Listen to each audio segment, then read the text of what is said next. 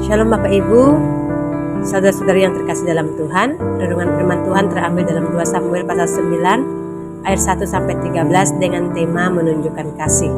Dalam ayat yang ke-7 tertulis demikian.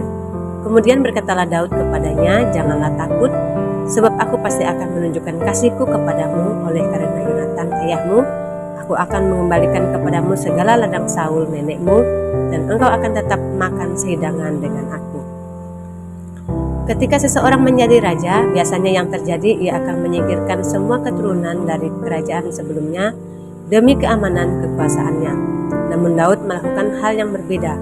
Ia tidak hanya menghindari balas dendam, tetapi justru mencari keturunan Saul untuk menunjukkan kasih. Apa yang dimaksud dengan menunjukkan kasih? Menunjukkan kasih yaitu berkaitan dengan perbuatan seseorang yang memperlihatkan kepedulian dan perhatian kepada orang lain melalui tindakan nyata. Dalam kisah ini Mephiboset adalah anak Yonatan, cucu Saul dan seorang yang lumpuh. Dalam pandangan dunia saat itu, ia tidak punya kekuatan, pengaruh, atau nilai sosial. Namun Daud melihat sesuatu yang berbeda. Ia teringat akan janji persahabatannya dengan Yonatan, dan hatinya tergerak oleh kasih yang setia. Melalui renungan firman Tuhan hari ini kita akan belajar bagaimana Daud menunjukkan kasih. Pertama, mencari dan menyambut.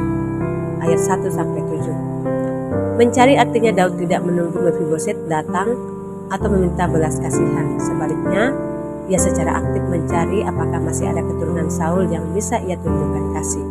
Bukan untuk keuntungan politik, melainkan karena kasih setia kepada Yonatan. Artinya kasih sejati tidak menunggu kesempatan, tapi justru menciptakan kesempatan untuk berbuat baik. Daud menunjukkan kasih yang proaktif. Sedangkan menyambut berarti menerima orang lain apa adanya, bahkan mereka yang dianggap tidak layak secara sosial. Kasih yang sejati tidak menolak, tapi merangkul dan menghormati. Ketika Mephiboset datang, dia ketakutan karena sebagai cucu Saul, ia bisa dianggap sebagai ancaman. Tapi Daud menyambut dia dengan hangat, memberi jaminan, memulihkan hak-haknya, dan bahkan mengangkatnya menjadi seperti anak raja.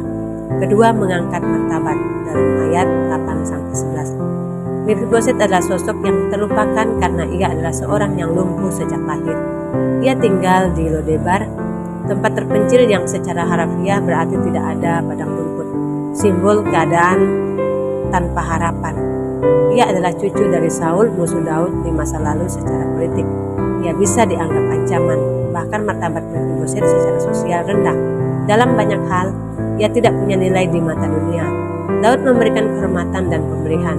Daud mengembalikan seluruh harta milik Saul kepadanya. Ia menempatkan Mephiboset untuk makan di meja raja setiap hari. Ini merupakan posisi yang sangat terhormat, seolah-olah ia adalah anak raja sendiri. Ini bukan hanya tindakan belas kasihan, tapi pemulihan identitas dan nilai diri. Daud mengangkat Mephiboset dari posisi hina menjadi mulia. Yang ketiga, kasih yang konsisten. Ayat 10-13. Kasih yang konsisten berarti kasih yang tetap setia, tidak berubah, dan terus dilakukan bahkan ketika situasi atau perasaan tidak mendukung. Ini bukan kasih yang muncul sesaat atau tergantung pada balasan, tetapi kasih yang terus mengalir dari hati yang setia. Dalam kisah Daud dan Mephiboset, Daud tidak hanya sekali memberi bantuan, tapi ia menetapkan bahwa Mephiboset akan makan di meja raja setiap hari. Mephiboset bukan orang yang bisa memberi keuntungan kembali, tapi Daud tetap setia menunjukkan kasih kepadanya sampai akhir. Ini menunjukkan bahwa kasih Daud tidak sementara atau berdasarkan untung rugi, melainkan berakar pada komitmen terhadap persahabatannya dengan Yonatan dan terhadap nilai kasih yang sejati. Sebagai kesimpulan dari renungan firman Tuhan buat kita hari ini, perbuatan Daud adalah gambaran kasih karunia Allah kepada kita. Kita adalah Mephiboset, lumpuh oleh dosa, tanpa kekuatan dan tidak layak. Daud melambangkan Kristus, Raja yang penuh kasih, yang mencari kita, menerima kita, memulihkan kita, dan memberi tempat di mejanya. Kasih seperti inilah yang harus kita teladani. Kasih yang mencari, memulihkan, dan setia. Tuhan tidak hanya menyelamatkan kita dari kehancuran, tetapi memulihkan martabat kita sebagai anak-anak raja. Selamat beraktivitas, Tuhan Yesus memberkati.